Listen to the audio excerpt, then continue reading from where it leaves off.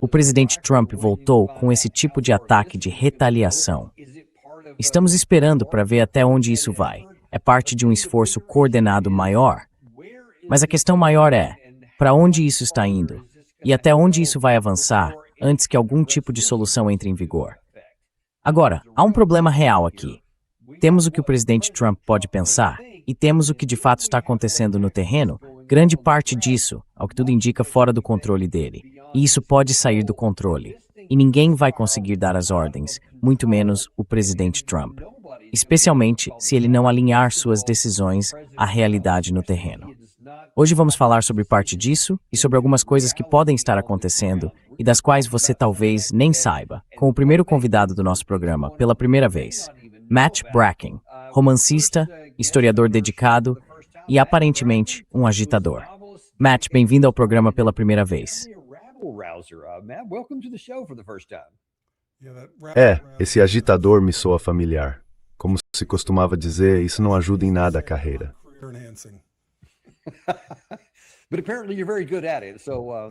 Mas pelo visto, você é muito bom nisso. Então agradecemos por ter você aqui. Olha, uma das razões pelas quais eu quis trazer você ao programa é primeiro porque uma vez usamos nesse programa um mapa que tiramos do seu site e não demos os créditos a você. E quando finalmente comecei a perguntar, espera aí, quem nos deu isso?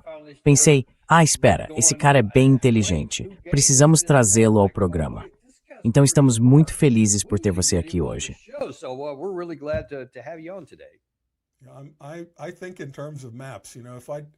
Eu penso em termos de mapas. Muita gente simplesmente joga termos por aí.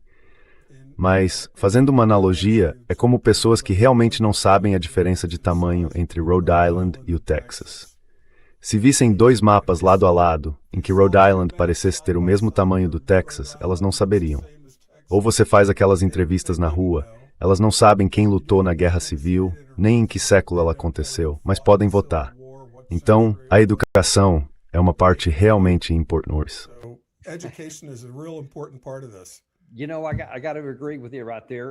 Sabe, eu tenho que concordar com você nesse ponto, e isso está entrando em cena aqui. Uma das coisas sobre as quais eu quero falar logo de início é que surgiram recentemente algumas informações de que um navio-tanque de GNL foi atingido perto do Egito. Ele foi acusado de ter vindo de vários portos diferentes. Algumas pessoas dizem que veio do Irã, outras dizem que veio de outros lugares. Nós realmente não sabemos, mas eu queria saber se você pode nos dizer um pouco o que acha que pode ter acontecido aqui. E isso é algo que temos do seu lado. Você pode nos explicar o que estamos vendo e o que precisamos observar quando falamos desse ataque no Egito?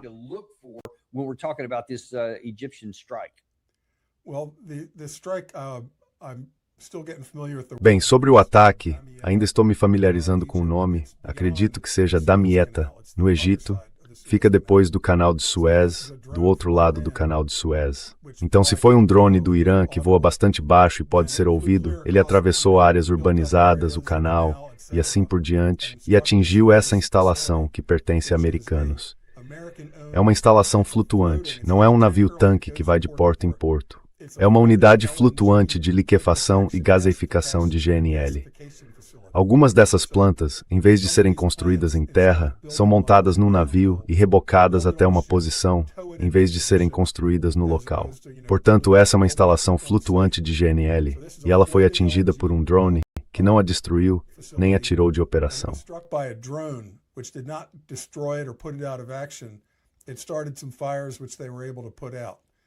Começou alguns incêndios que eles conseguiram apagar. Então, para mim, isso é um tiro de advertência. Se quisessem dar um golpe letal, teriam atingido com um de seus mísseis balísticos de médio alcance, Khorramshahr, com uma ogiva de 1.500 quilos, que teria explodido tudo e formado uma bola de fogo. Seria algo impressionante de ver, uma instalação de GNL sendo atingida por uma grande carga de explosivos. Então, saia um aviso de que o Canal de Suez está em jogo. Porque se você olhar para a Arábia Saudita, há 3 pontos de estrangulamento para controlar o país. Você tem o Canal de Suez no alto, Bab el-Mandab, o Portão das Lágrimas, embaixo, e o Estreito de Hormuz. Então lá no Iêmen, onde estão os Houthis, eles já têm capacidade de bloquear Bab el-Mandab.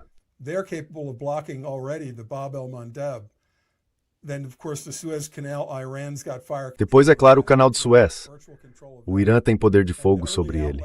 Tem um controle quase total sobre ele. E a única saída que resta é o Canal de Suez, que não transporta muito petróleo, porque os navios petroleiros muito grandes não conseguem passar por lá.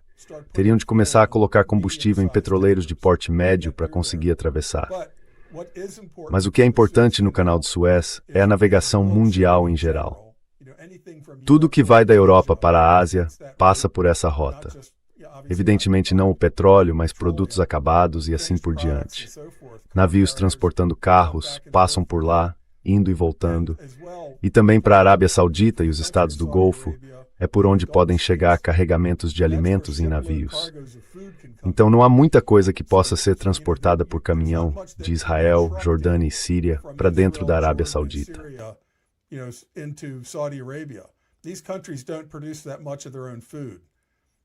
Esses países não produzem tanta comida assim.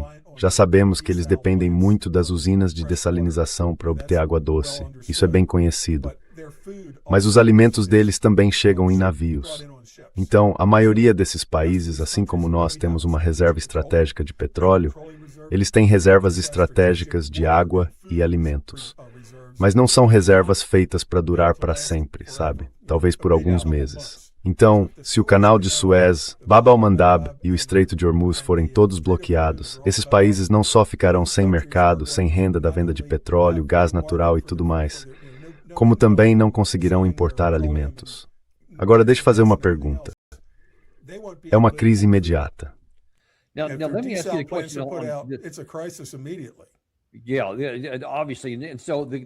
Sim, obviamente. E a questão em jogo aqui é esta. É bem aqui, Damietta. Foi onde o ataque aconteceu originalmente. E você observou que se foi o Irã, teria que ter passado pelo Iraque, possivelmente pela Síria, pelo Líbano, talvez pela Jordânia, Israel e assim por diante. O que isso indica? E havia outros possíveis locais de onde isso poderia ter vindo?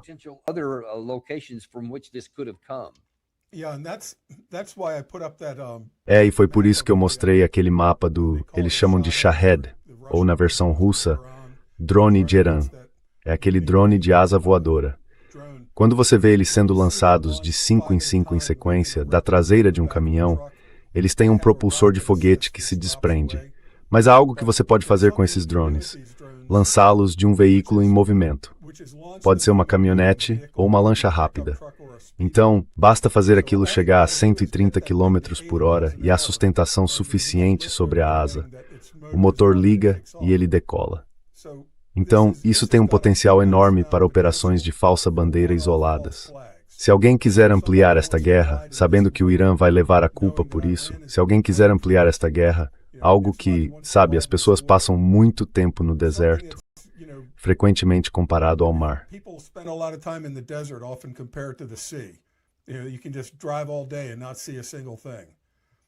Você pode dirigir o dia inteiro sem ver absolutamente nada. Há poços marcados no deserto, mas não há nada lá. Você pode pousar um avião no deserto. Quer dizer, nosso plano original, em 1980, para o resgate dos reféns, era pousar vários C-130 e helicópteros CH-53 no Deserto 1. Vários, certo? Um esquadrão inteiro de aeronaves americanas pousaria no deserto. E como acabou acontecendo, foi um fiasco. Aviões bateram uns nos outros. Testemunhas civis, em carros, viram aquilo. Mas se você está falando de um único avião menor, há versões menores do C-130, sabe? Turbohélices bimotoras. Você pode pousar no deserto, desenrolar um pequeno pacote de armas e lançar um míssil. O avião decola. Ninguém viu. O drone voa abaixo, rente ao solo, abaixo do radar.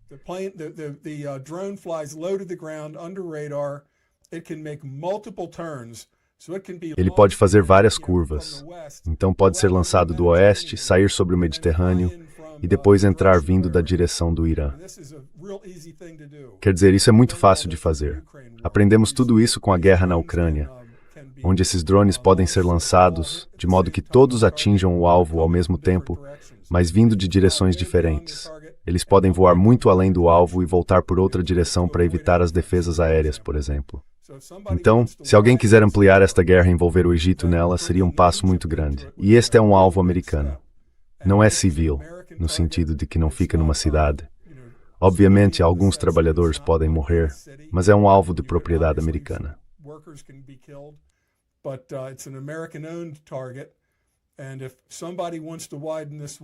E se alguém quiser ampliar esta guerra, esse seria o caminho.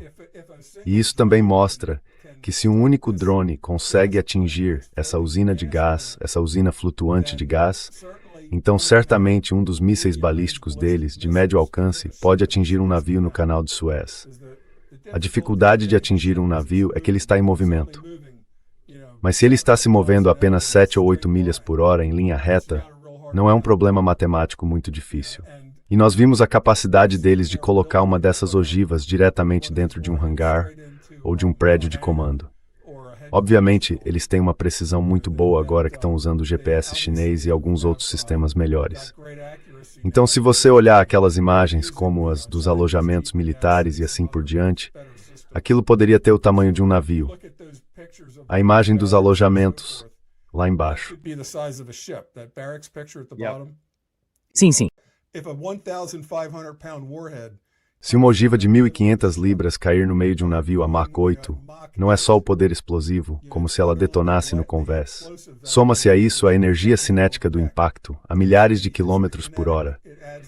Isso significa que ela vai explodir nas profundezas do navio e provavelmente partir o navio ao meio. E aí o canal de Suez fica bloqueado. O alerta que estamos recebendo é não deem nem mesmo o canal de Suez como garantido.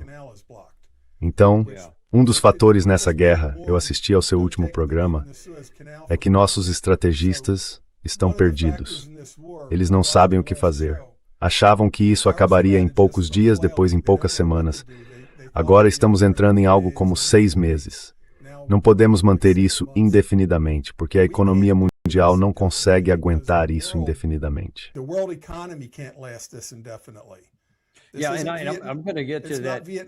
Não é Vietnã nem Iraque, certo? Certo, certo. E acho que é de importância vital discutir isso. Vou abordar algumas outras coisas que você publicou sobre o assunto. Mas para atualizar algumas pessoas aqui, uma das coisas que estava me frustrando antes, e eu gostaria de ouvir sua opinião sobre isso, é o fato de que é isso que está sendo perguntado agora. O presidente Trump aparentemente está muito exasperado com seus funcionários, porque eles estão tentando descobrir o que fazer. Mas o problema é que o presidente Trump ainda nem sabe qual é a estratégia que ele quer implementar.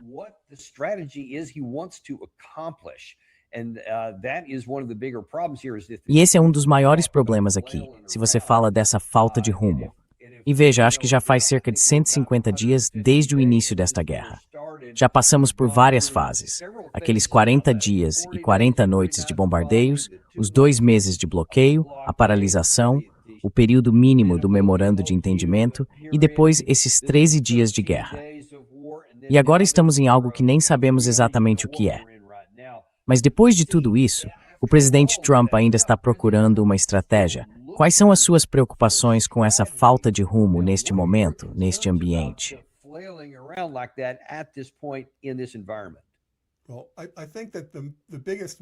Bem, eu acho que a maior oportunidade perdida foi o memorando de entendimento. Ele poderia ter sido usado seria visto como uma derrota, mas poderia ter sido apresentado na mídia americana como uma decisão estratégica e sensata. Sem admitir isso abertamente, mas entendendo que o Irã vai ficar no comando do Estreito de Hormuz. Isso transforma toda a guerra desde 28 de fevereiro em um erro, porque antes de 28 de fevereiro ele estava aberto, totalmente aberto, sem pedágios. Qualquer um podia entrar e sair. Agora o Irã diz que vai manter o controle. E até nas conversas com Oman, eles estão dizendo, vocês podem cobrar taxas dos navios que saem, mas nós vamos controlar 100% do que entra. Isso significa que não haverá navios carregados com material de guerra para bases americanas.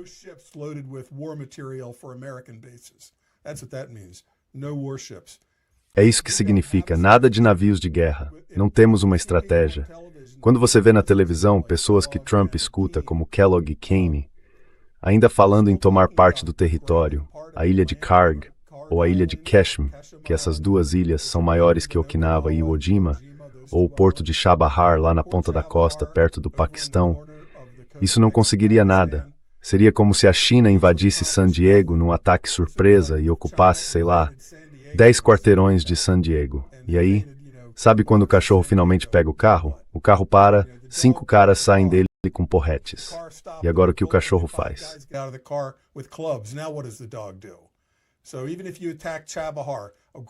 Então mesmo que você ataque Chabahar, ótimo, conseguimos um perímetro. Acabamos de nos colocar no perímetro de Pusan. Foi a fase da Guerra da Coreia em que fomos empurrados para o canto da Coreia e parecia que seríamos obliterados. Imagine se voluntariar para colocar tropas no perímetro de Pusan.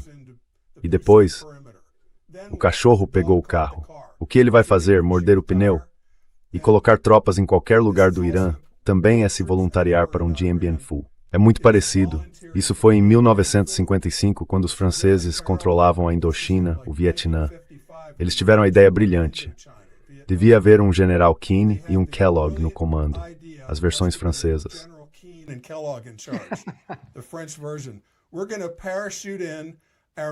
Vamos lançar de paraquedas nossas tropas de elite, a Legião Estrangeira Francesa, os paraquedistas franceses. Temos artilharia aeromóvel. Vamos construir pistas de pouso. Vamos poder apoiá-los com esses novíssimos 630 americanos. Vai ser fantástico. Vamos conseguir dominar toda essa região com nossa artilharia. Poderemos reabastecê-la pelo ar, porque simplesmente vamos superar o Viet Minh, como chamavam as forças comunistas naquela época. Vamos superá-los porque eles não têm artilharia como a nossa. Não têm aviões de reconhecimento aéreo. Não têm nossa capacidade de comunicação. Foi um desastre total. No fim, eles tiveram de se render.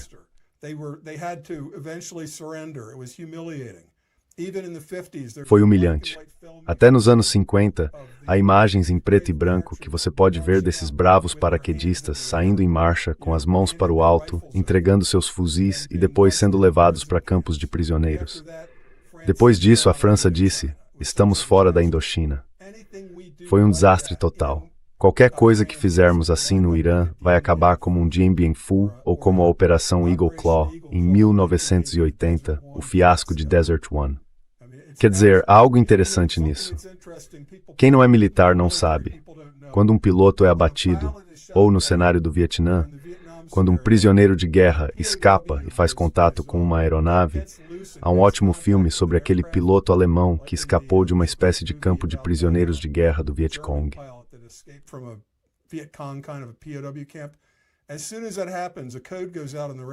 Assim que isso acontece, um código é transmitido pelo rádio. Todas as aeronaves americanas, em todo o teatro de operações, mudam de missão para apoiar as tropas em terra sob fogo ou o piloto que foi abatido. Todas as outras missões são canceladas para apoiar as tropas em terra. Se fizermos algo como essa incursão de operações especiais na Montanha Picareta, que seria a coisa mais idiota de que já ouvi falar em toda a minha vida, se tentássemos isso, vamos precisar de todas as aeronaves que conseguirmos reunir, e de mais ainda, para manter um cordão aéreo circulando em torno dessa operação. Estão falando em levar equipamento de construção, certo? Aí vão entrar numa montanha cujo interior nunca viram e simplesmente presumir que conseguem explodir enormes portas blindadas para chegar a um lugar onde nem sabem onde essas coisas estão.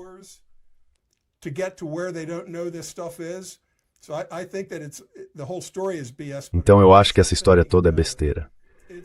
Mas, se eles estão realmente pensando nisso, é como se voluntariar para um fiasco tipo da Operação Eagle Claw. É se voluntariar para um Dien Bien Phu. Quer dizer, os homens no Álamo não foram assim lançados de paraquedas lá pouco antes de Santa Ana chegar. Eles nem sabiam que Santa Ana estava vindo quando estavam no Álamo. Mas colocar nossas tropas nessa situação acabaria com a presidência do Trump. Seria pior do que o que aconteceu com Jimmy Carter. Jimmy Carter não enviou os americanos para a embaixada. Eles já estavam lá. Eram apenas funcionários americanos do Departamento de Estado e, tenho certeza, alguns da CIA que estavam em Teherã quando a Revolução aconteceu.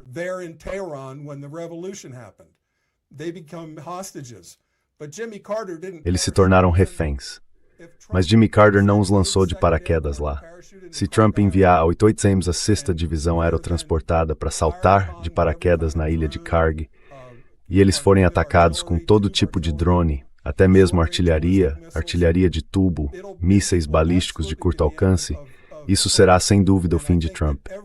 E acho que para todo general que aprovasse isso seria o fim da carreira. E acho que é isso que tem impedido muitas dessas decisões ruins. No contexto da Marinha, qualquer oficial naval que recebesse a ordem, vamos entrar em Karg e vamos mandar o Boxer ou o Trípoli direto pelo Estreito de Hormuz.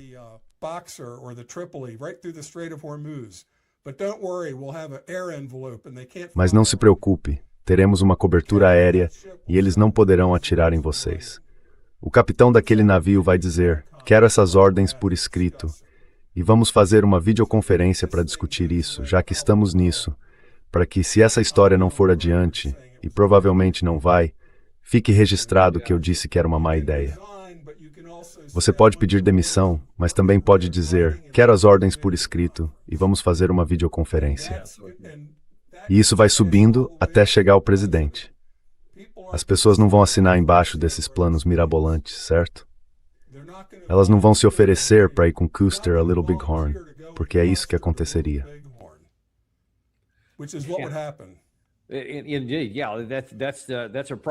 De fato, sim, isso é um problema para alguns deles. Mas também estou preocupado com as operações atuais e com o que estamos fazendo. Há algumas questões que identifiquei aqui e algumas que você também identificou, e eu gostaria de falar sobre as duas. Uma delas, você diz que esta é uma das batalhas que se aproximam e que podem determinar o resultado da guerra. Você fala sobre algumas questões envolvendo os petroleiros retidos. Pode nos dizer com que você está preocupado aqui?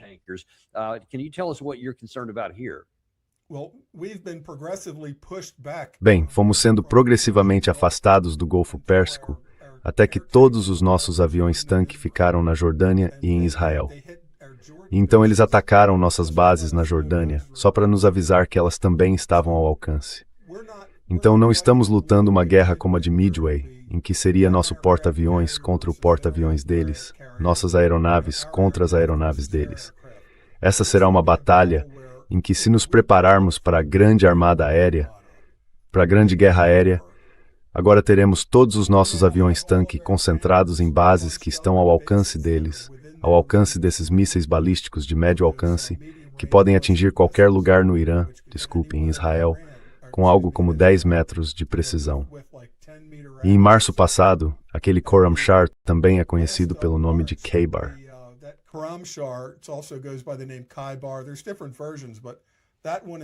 Há diferentes versões, mas essa é tipo a versão padrão. Dá para ver que o lançador em que ela está é um lançador disfarçado. Ele tem uma espécie de estrutura ao redor. Você vê a lona cinza toda puxada para frente e há uma cobertura com venezianas na parte de cima, também toda empurrada para frente. Então, isso pode estar rodando numa estrada no Irã e parecer exatamente um caminhão-trator com semi-reboque de 15,5 metros.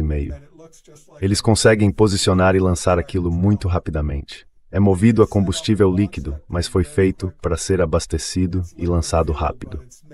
Voltando à tempestade no deserto, nos últimos dias da tempestade no deserto, isso foi em 1991, nós avançávamos para o Kuwait, mas eles ainda disparavam mísseis Scud.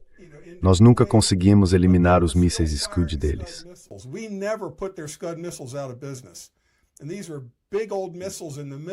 E eram mísseis grandes e antigos no meio do deserto, em terreno aberto.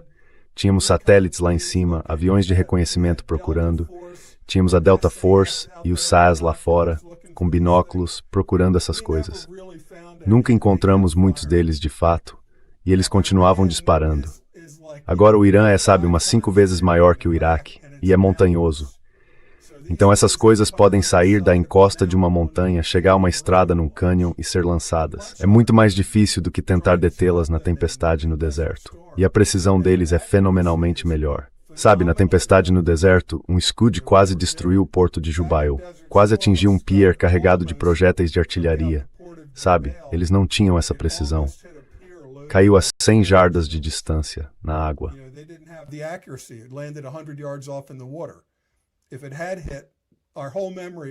Se tivesse atingido, toda a nossa lembrança disso seria diferente, porque teria sido, sabe, teríamos perdido centenas ou milhares de soldados naquela explosão se tivesse atingido aquele depósito de armas e munições num pier. Hoje eles conseguem atingir esses alvos. Hoje todos eles estão ao alcance. Então nós ainda estamos lutando como se fôssemos em 92. Podemos simplesmente estacionar aqueles aviões-tanque, ponta de asa com ponta de asa, porque, sabe, eles não são veículos para andar fora de estrada. Não dá para jogá-los na areia. Eles precisam ficar estacionados no cimento ou no asfalto. Principalmente no cimento, porque lá faz muito calor. Então agora eles estão todos apertados uns contra os outros. Se lançarmos a grande guerra aérea, a resposta do Irã será atingir as pistas onde esses aviões-tanque estão.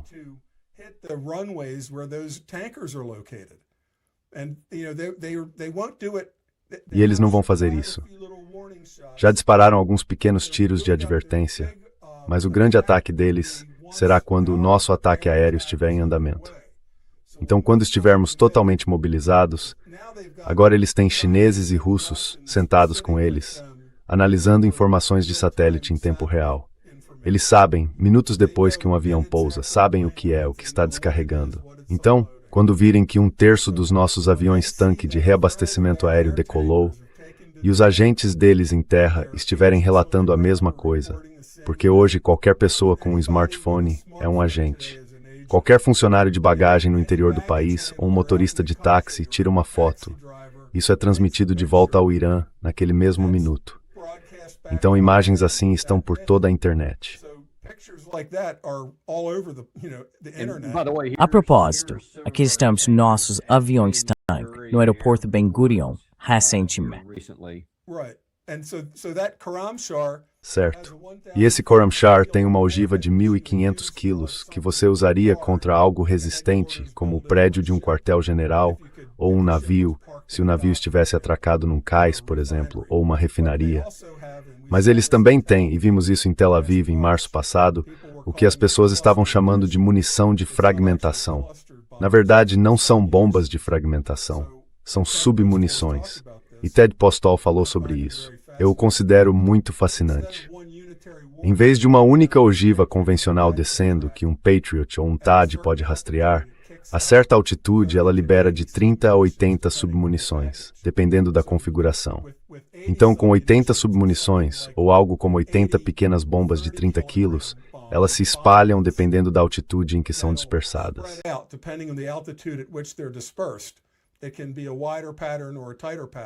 Pode ser um padrão mais amplo ou mais concentrado. Quando eu vi isso sendo usado em Tel Aviv, as pessoas diziam, bem, é meio que uma arma de terror. É um incômodo. Na verdade, não causa nenhum dano militar. Se caísse na sua casa ou no seu carro, seria um problema. Mas se você estivesse a 2 quadras de distância, não te afetaria. E eu pensei, isso é só para eles saberem que nós temos isso. Porque, para mim, parece projetado para isso. Parece projetado para atingir um aeródromo cheio de aeronaves, porque aeronaves com revestimento de alumínio, de estrutura fina, você pode deixar uma delas fora de ação com um machado.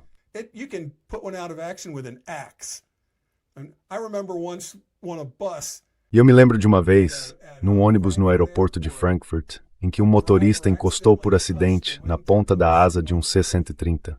Sabe aqueles ônibus escolares Bluebird usados pelos militares, pintados, circulando por ali? Ele estava dando ré para se aproximar de um C-130 e tocou na ponta da asa.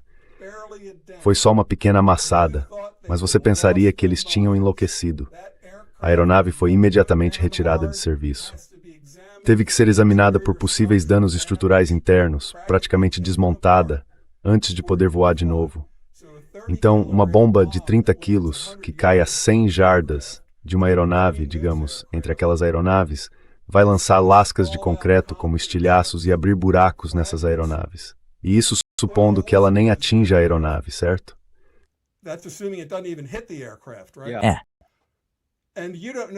E você não sabe só o que tem dentro daquele buraco na aeronave. É um conjunto de fios elétricos, é uma linha hidráulica, é um cabo de controle.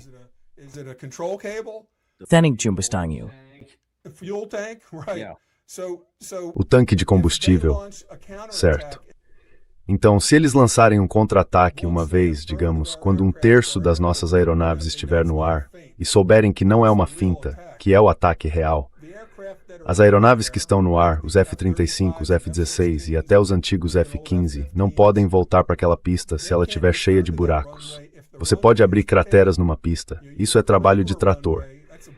Mas mesmo se você só danificar a pista, abrindo depressões de 1 metro de largura no concreto, não dá para usar aquela pista. Nossas aeronaves são sensíveis. Não são como as russas.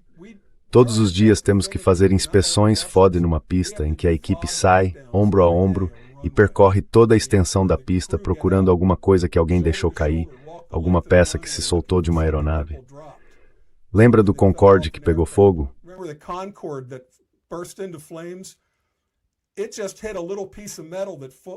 Ele simplesmente atingiu um pequeno pedaço de metal que tinha caído de um avião americano algumas horas antes. Atingiu um pequeno pedaço de metal.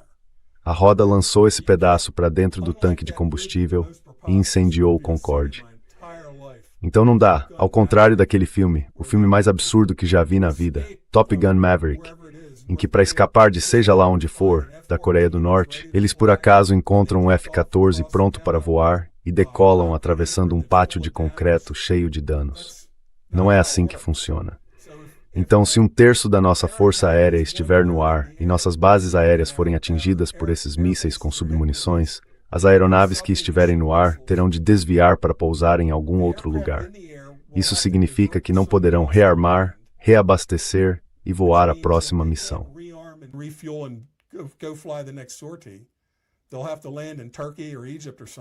Eles vão ter que pousar na Turquia, no Egito ou em algum outro lugar, encontrar uma base em Chipre. Então ficam fora do combate, porque tudo depende do timing. Esses pacotes são como uma coreografia. E as aeronaves que estão no solo, se 1/3 delas estiver danificado, terão que examinar todas. Isso vai abortar totalmente a missão. Então acho que a estratégia do Irã praticamente nos colocou em xeque-mate. Podemos continuar com pequenas retaliações de lá para cá, e eles podem continuar disparando 1 ou 2 mísseis. Enquanto isso, a economia mundial despenca, e o mundo inteiro culpa os Estados Unidos por terem começado isso. Então, perdemos desse jeito. Se arrastarmos isso, perdemos. Perdemos o dólar americano como moeda de reserva mundial, porque ninguém vai querer nos apoiar. Fazemos o mundo entrar numa grande depressão, inclusive o nosso próprio país.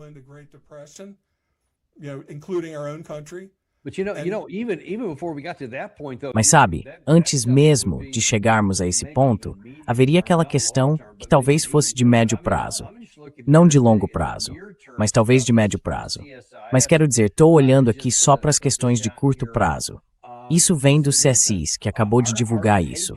Eles disseram, escutem, nossos interceptadores Patriot, onde estavam no início, onde estavam no cessar-fogo e onde estão hoje, onde os THAAD estavam no início e onde estão hoje. Olhem essa queda só nos Patriots, de 27 de fevereiro a 27 de julho, ou seja, 3 dias atrás. É uma queda significativa.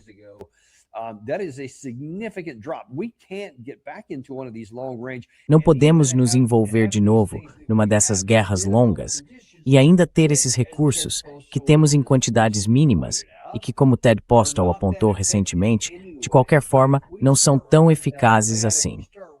Mas se começarmos a ficar sem isso, se começarmos a enfrentar os problemas dos quais você acabou de falar, com a possível interrupção dos nossos meios aéreos, que também não são tão eficazes ofensivamente para derrotar o Irã, ou isso já teria acontecido. O que isso nos diz sobre a natureza da nossa mané? Vamos olhar, antes de mais nada, apenas para o aspecto militar. O que podemos fazer, ofensiva ou defensivamente?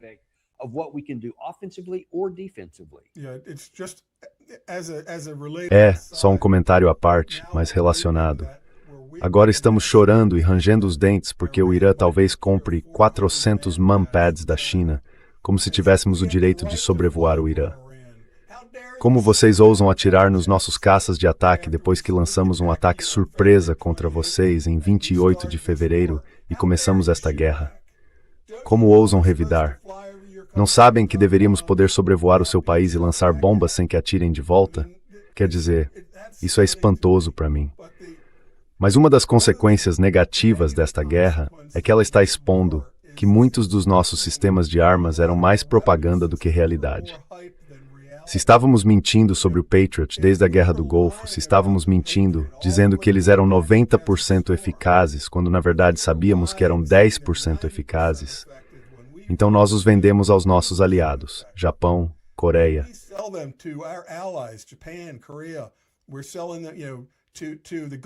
Estamos vendendo para os países do Golfo.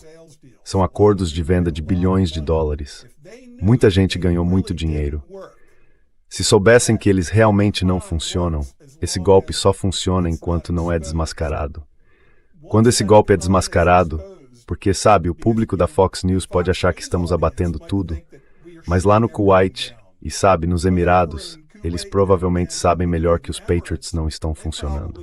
Talvez não possam dizer isso por causa da censura, mas as pessoas que vivem lá, que conseguem ver os mísseis caindo, acho que sabem melhor que eles não estão sendo interceptados.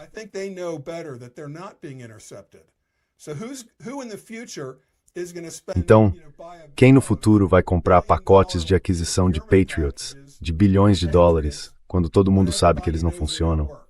Sabe, os mísseis sempre conseguem vencê-los. Se você faz um Patriot, que é minimamente eficaz, eles fazem um míssil hipersônico que pode fazer manobras na aproximação e derrotá-lo, ou dispersar submunições em grande altitude. Então o que o Patriot atinge? O propulsor vazio. Então, sabe, estamos num novo paradigma, em que nossas armas ofensivas, que eram fantásticas durante a era da Guerra Fria, mantiveram a Guerra Fria sob controle. Nunca tivemos que testá-las contra a União Soviética, graças a Deus. Quer dizer, graças a Deus.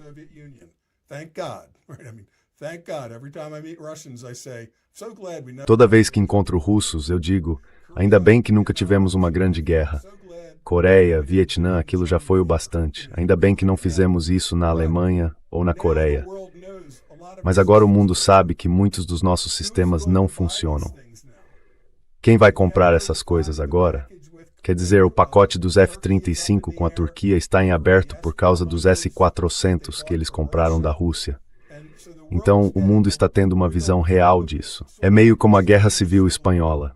Na Guerra Civil Espanhola foram desenvolvidas novas táticas, técnicas e procedimentos de aviação que tinham sido usados na África. A Legião Espanhola, as tropas de Franco, foi levada de volta para a Espanha em aviões de transporte alemães. Essa foi a primeira grande ponte aérea. Temos que levar milhares de soldados rapidamente.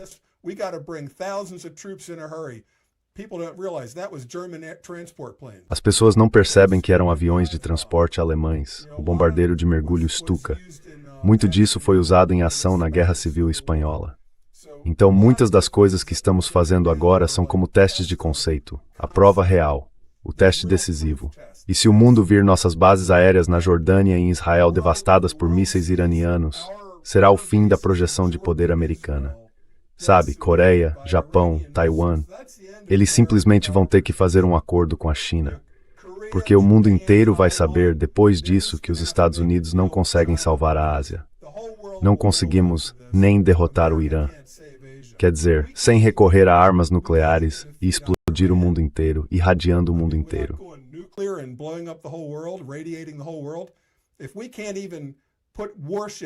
Se não conseguimos nem recolocar navios de guerra no Golfo Pérsico, nossos navios de guerra estão fora do Golfo Pérsico pela primeira vez desde a Segunda Guerra Mundial. Se não conseguimos sequer enfrentá-los no Golfo Pérsico, e se nossas bases aéreas na Jordânia e em Israel forem atingidas, então o mundo vai ficar do lado do Irã nisso. Porque nessa grande batalha aérea eles não vão estar atingindo Tel Aviv, talvez o aeroporto Ben Gurion, mas ninguém vai achar que foi algo vergonhoso ou desonroso atingir uma base aérea cheia de bombardeiros que estão vindo para atacar o seu país e os aviões-tanque que abastecem esses bombardeiros. Isso é um alvo puramente militar. Então, se toda a nossa estratégia agora são aviões-tanque e jatos de ataque na Jordânia e em Israel, estacionados ponta de asa com ponta de asa, e assim que decolamos com muitos deles, eles lançam um ataque principal de mísseis, aí isso vai expor nossa fraqueza para o mundo inteiro. Então, de muitas maneiras, estamos encurralados numa situação em que nós mesmos nos colocamos.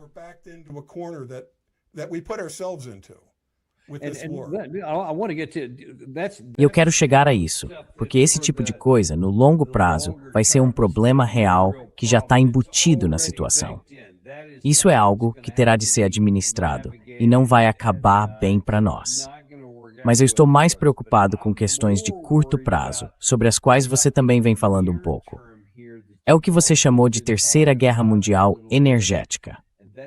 Não é apenas o que está acontecendo aqui no Oriente Médio. É também o que está acontecendo com os ataques à infraestrutura de energia na guerra entre Rússia e Ucrânia e assim por diante.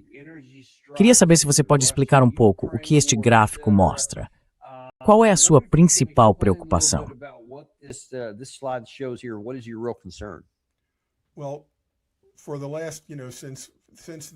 Bem, desde que os russos iniciaram a operação militar especial, que foi, sabe, eles finalmente terem chegado ao limite com a expansão da OTAN para o leste e as provocações na Ucrânia, isso é todo um outro debate. Mas desde que essa guerra começou, nós a consideramos de forma isolada. Embora eu tenha que dizer que o gasoduto Nord Stream, sobre o qual eu tenho 1000% de conhecimento e convicção de que foi obra dos Estados Unidos, e isso daria todo um outro programa, foi para cortar o acesso da Europa ao gás russo barato. Agora a Europa tem que comprar gás do Texas e da Louisiana, transportado por navios-tanque de GNL, a um custo 4 vezes maior do que simplesmente colocá-lo num gasoduto e enviá-lo sob pressão normal. Então fizemos isso com nossos próprios aliados.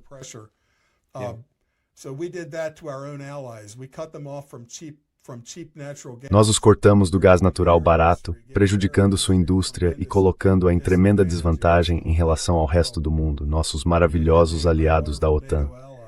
Então esse foi um golpe nessa guerra energética. Há 2 anos, ou foi no ano passado, havia um navio no Mediterrâneo chamado Ursa Major, um navio russo, que provavelmente foi torpedeado. Nem todo torpedo precisa ser, digamos, um disparo letal de potência máxima. Se você está fazendo uma operação clandestina, pode lançar um torpedo com potência reduzida, só o suficiente para afundar um navio. Ou então ele foi sabotado lá em Murmansk, ou em algum outro lugar. Então, um navio saindo de Murmansk, que eles acham que ia para a Coreia do Norte com vasos de reator vazios para submarinos nucleares norte-coreanos, algo bastante estratégico.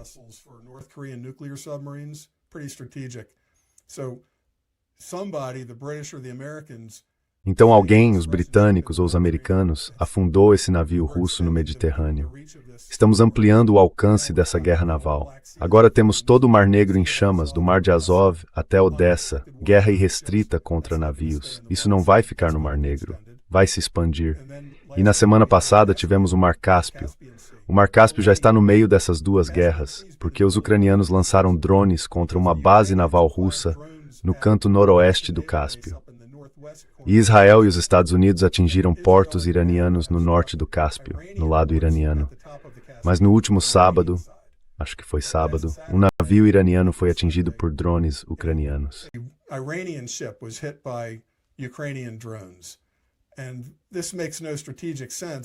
E isso não faz nenhum sentido estratégico, a menos que alguém esteja tentando ligar essas duas guerras. Porque se as duas guerras se fundirem, então se o Irã começar a atacar diretamente a Ucrânia, e a Ucrânia começar a atacar diretamente, logo, a OTAN vai estar nos ajudando a lutar contra o Irã. Não dá mais para separar essas guerras. E se a guerra na Ucrânia se fundir com a guerra contra o Irã, estaremos lutando mais diretamente contra a Rússia.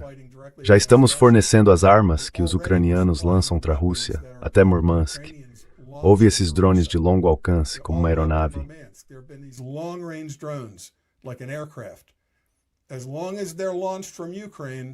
Desde que sejam lançados da Ucrânia, a OTAN pode dizer que não tem nada a ver com isso.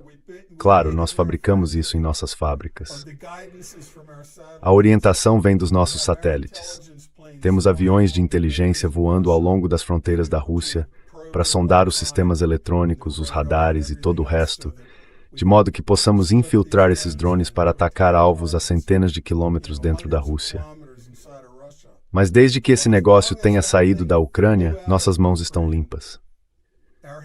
Bem, a Rússia vem alertando que isso está chegando ao fim. Eles até publicaram os endereços de fábricas na Alemanha e no Reino Unido, dizendo: nós sabemos onde essas armas são fabricadas.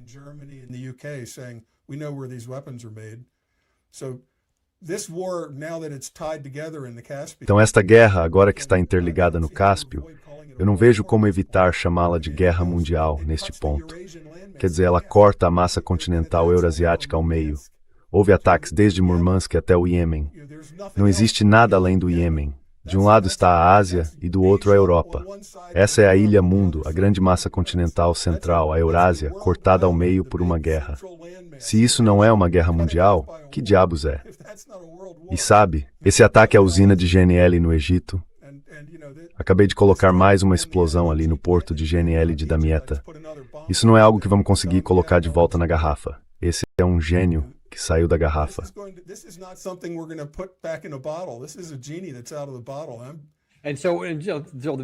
Então a grande pergunta é, algumas grandes perguntas. Antes de tudo, para onde você acha que isso está indo? Quero dizer, todas essas coisas estão conectadas, ou elas simplesmente estão acontecendo ao mesmo tempo e eu acho podem deixar de acontecer ou ser contidas? Enfim, para onde você vê isso indo? Bem, se você escuta Mike Adams, Michael Young e alguns outros, e eu escuto, eles veem isso como algo de longo prazo. No nível mais baixo das pessoas por trás disso, você tem militares que ocupam um nicho da pirâmide e pensam apenas: meu trabalho é seguir ordens e atacar o Irã. É só o que eu sei. À medida que você sobe nessa pirâmide, lá no topo, eu acho que há pessoas, talvez algumas das mesmas que achavam que espalhar a Covid e depois aplicar a injeção seria uma boa maneira de eliminar parte do rebanho, despovoar um pouco o planeta, se livrar de alguns dos que só consomem recursos e nos levar de volta a uma população mais administrável. E uma guerra mundial certamente faria isso. Mas, se a economia mundial despencar de vez, porque já estamos vendo que está embutido para o ano que vem que a colheita não será suficiente para alimentar 8 bilhões de pessoas.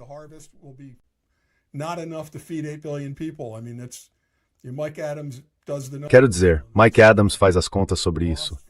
A perda de fertilizante, a perda na produção de diesel. Até neste ano, agricultores não estão plantando porque não conseguem ter lucro. Eles olham o custo do fertilizante e dizem: por que eu plantaria? Vou perder dinheiro. Não vou ganhar dinheiro, então simplesmente não vou plantar.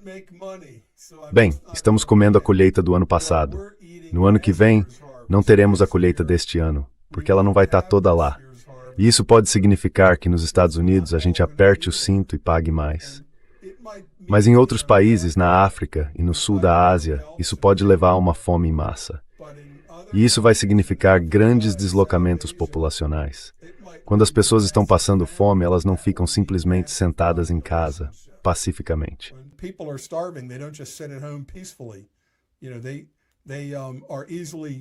Eles são facilmente levados a formar multidões que dentro de casa vão causar revoluções, sabe?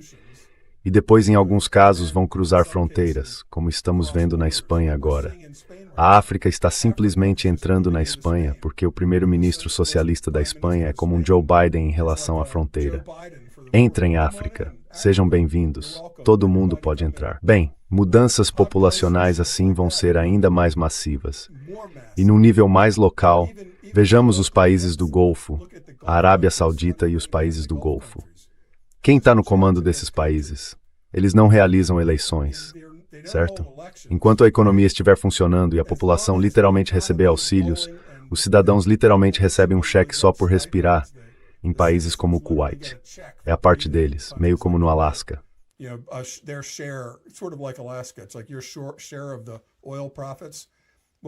É como a sua parte dos lucros do petróleo.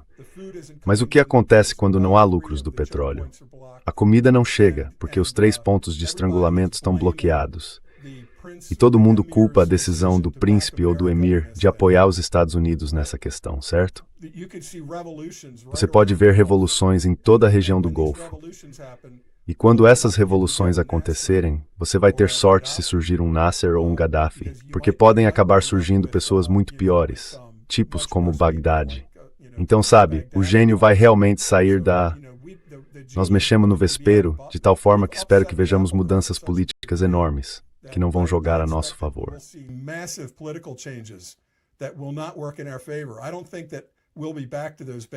Não acho que vamos voltar àquelas bases. Acho que enviei um pequeno mapa de todas as nossas bases. Se você olhar para a guerra de uma certa forma, só pelos mapas, se estiver olhando para a Segunda Guerra Mundial e vir o Império Japonês, a esfera de coprosperidade da Grande Ásia Oriental, você vê aquilo se expandindo. Chega quase até a Austrália, vai até a Nova Guiné, as Ilhas Marianas. Eles atacam Pearl Harbor. Temos uma grande batalha em Midway, mas depois a coisa se inverte e vamos avançando de ilha em ilha, cada vez mais perto do Japão. Bem, se você olhar para um mapa do Golfo Pérsico e das nossas bases, nós fomos retirados dessas bases, sabe? Nós evacuamos. O Bahrein foi evacuado quase imediatamente, o quartel-general da nossa 5ª Frota.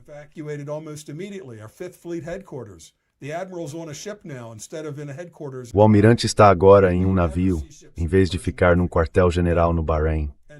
Talvez nunca mais vejamos navios no Golfo Pérsico. Nunca mais. E todas aquelas bases perto do Irã são indefensáveis. Elas estão ao alcance fácil dos mísseis balísticos de curto alcance deles, que chegam a 1.000 quilômetros e que não conseguimos deter.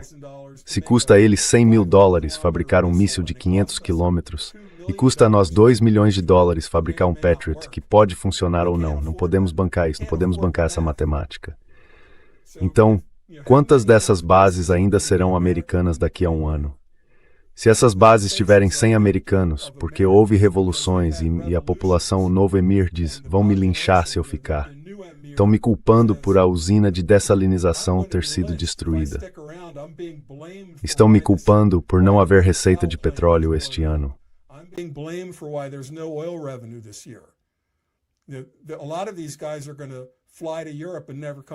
Muitos desses caras vão voar para a Europa e nunca mais voltar. Nos anos 50, havia um rei no Egito. Ele era considerado um playboy, gostava de polo e lanchas rápidas. O nome dele era Rei Farouk. Ele fugiu para a Europa e um cara chamado Coronel Nasser entrou em cena. E nos anos 70, ou talvez tenha sido em 1969, havia um rei Idris, na Líbia. Nós tínhamos bases aéreas na Líbia. Tem um amigo que fez carreira na Marinha, e no passaporte dele está lá, nascido em Derna, Líbia. No passaporte, nascido na Líbia. Ele era filho de militar da Força Aérea, sabe, filho de militar. Nós tínhamos bases aéreas na Líbia. Então o coronel Gaddafi foi para a Grã-Bretanha e estudou comunicações em Sandhurst. E voltou para casa e debaixo do nosso nariz e do nariz do rei dele, desenvolveu uma revolta, um golpe dos coronéis dele. E isso é importante, quase sempre eram coronéis, não generais.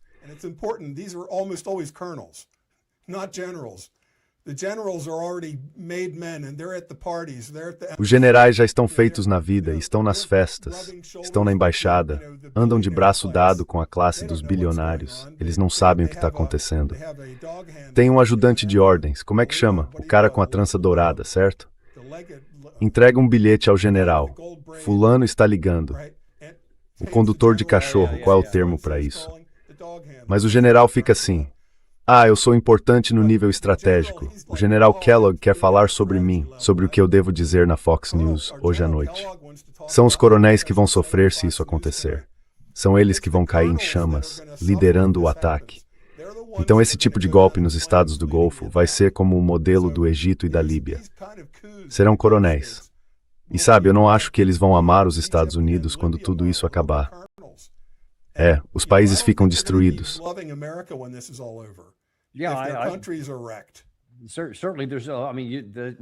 Certamente. Quer dizer, estamos colocando aquele mapa de volta na tela aqui. E sim, quer dizer, essa é uma pergunta muito válida. Eu nem sei se muita gente já estava falando sobre quanto vai nos custar reconstruir essas bases aqui. Mas quer dizer, ainda nem terminamos de vê-las sendo explodidas. Então, não sei. Não sei se alguma delas seria reocupada. Há outro paradigma que está fadado a perder. Ele tem relação com o fato de que a oeste do Golfo Pérsico há principalmente deserto plano. E o Irã, sabe, tem o tamanho de 6 estados do Colorado, com montanhas maiores para comparar. Mas no Irã esse tipo de coisa fica no subsolo, porque é fácil. Você simplesmente tem uma estrada num cânion, perfura direto na lateral da montanha, horizontalmente e pronto. Está sob cerca de 300 metros de montanha.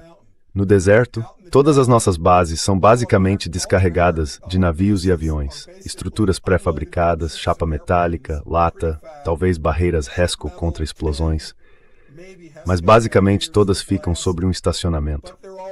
O que eles chamam de bunker é na verdade algo como um buraco com sacos de areia ou um buraco cercado por barreiras RESCO. Eu já estive em um. Posso confirmar que é isso mesmo. É como um bloco de concreto e você tem que entrar nele. Não fica a 60 metros de profundidade. Não.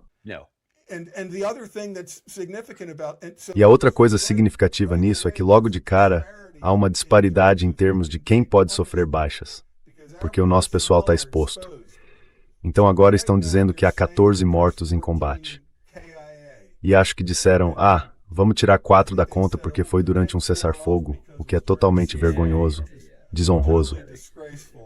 Mas outros relatos disseram que há centenas de feridos. Mais de 600 é o que estamos ouvindo. E o que eu esperaria é uma explosão. Se você recebe um aviso de 1 minuto para se proteger e não está no hangar quando a ogiva explode, mas está a 200 jardas de distância, atrás de uma barreira RESCO, você não vai ser atingido por estilhaços e perder um braço. Mas a sobrepressão vai, como dizem, deixar você zonzo. Você pode acordar na Alemanha, depois de uma evacuação médica num C-17, e talvez nunca se recupere. Também posso afirmar isso, embora eu não tenha sido evacuado por razões médicas. Mas certamente fui vítima de uma daquelas ondas de sobrepressão de um foguete que caiu não muito longe de mim. E nem estava tão perto assim. Então imagine uma ogiva de 1.500 libras explodindo a céu aberto, a algumas centenas de metros de distância. Você pode estar atrás de uma barreira de concreto e se salvar dos estilhaços diretos, mas não da onda de pressão. E a lesão cerebral traumática, junto com outros danos permanentes causados pela explosão, pode provocar mudanças de personalidade. Maridos voltam da guerra, foram como maridos amorosos e voltam como pessoas amargas, mesquinhas, parecidas com Scrooge. Ou passam a ter problemas de equilíbrio, dificuldades de atenção, não conseguem manter um emprego, então podem receber baixa médica com uma pensão por invalidez. Deus os abençoe. E isso é algo que não se aplica necessariamente só a esta guerra, mas a toda guerra. É como aquela mentalidade de treinador de futebol americano. Jogue mesmo machucado.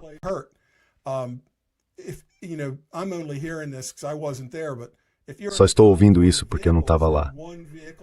Mas se você está num comboio de veículos, um veículo é destruído por um explosivo improvisado e você está a 2 veículos de distância, levou um forte impacto, mas há pessoas precisando de ajuda.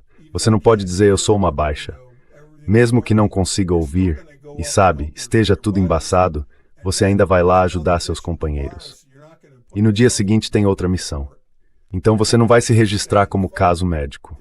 Vai continuar na luta, porque não quer ser visto como o cara que, pegou o caminho fácil de volta para casa.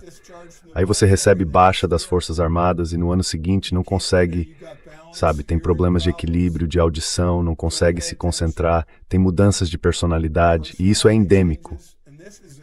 Isso vai ser o agente laranja, como o agente laranja da Guerra do Vietnã, o desfolhante, a Operação Ranch Hand, ou as fossas de queima da Guerra do Golfo e da Operação Liberdade para o Iraque.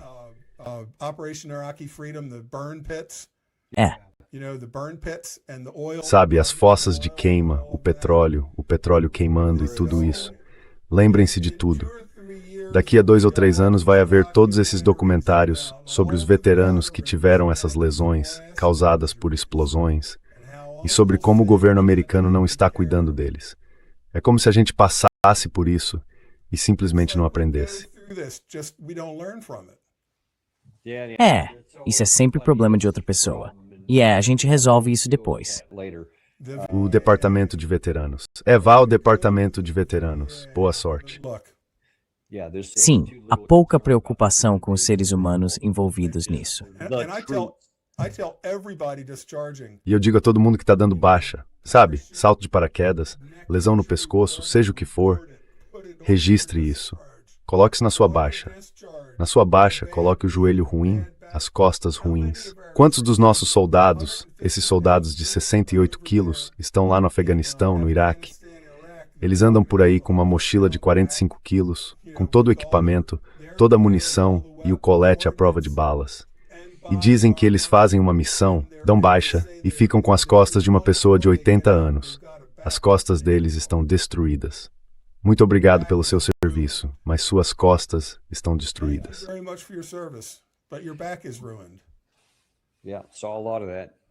Vimos muito disso.